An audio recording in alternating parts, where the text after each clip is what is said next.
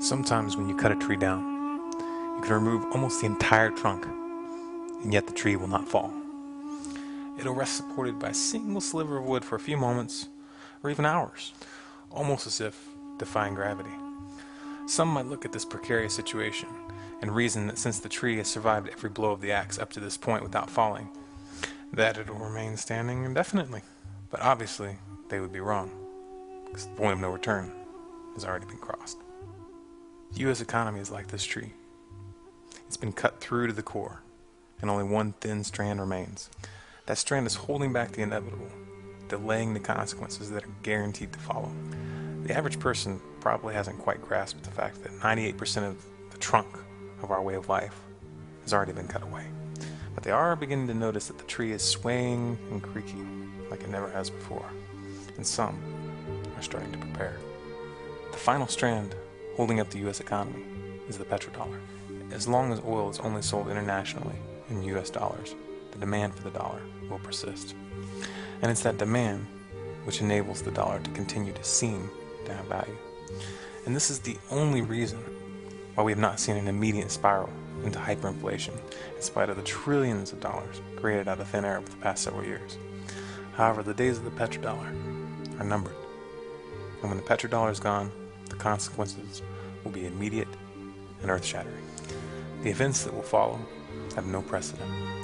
There's never been a time in all recorded history when all the economic systems of the entire planet were bound to and dependent on one single, worthless fiat currency.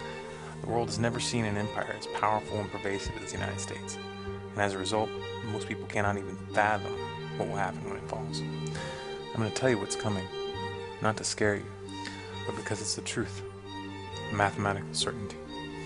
I want you to understand so that you'll prepare, so that you'll live.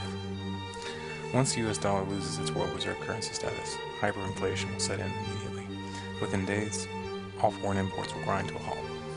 No one will have any reason at that point to trade perfectly good products for our worthless paper. Since the US currently imports 2/3 of its oil, gas prices will skyrocket for a short period as the dollar unwinds. Within weeks, all non-agricultural civilian use will be cut off entirely. Average citizens will not be able to buy gasoline at any price. All oil will be reserved for military and farm use, and even in these areas, there will be severe shortages. The riots and the looting will start when the price for even the most basic food products becomes inaccessible for the poorest of society. But within a very short period of time, the panic will spread into the middle and upper class. Martial law will be attempted, but will fail. It'll fail for the simple reason that the soldiers and the police charged with maintaining this martial law will begin to realize that they won't be able to protect the lives of their family if they remain at their post. The darkest and the most dangerous period of this collapse will begin when the riots stop. The riots will stop when there's nothing left to loot from the stores, and when people finally realize the government is not going to save them. I'm going to hold back from describing what will happen next, but I will say this. You need to have a store of food, water, and seeds, and you need to be armed. But even having all of those things will not be enough if you stay in the cities, because this will not be a short-term event, and our current way of life is not coming back. This will mark the end of an era and the beginning of a new one.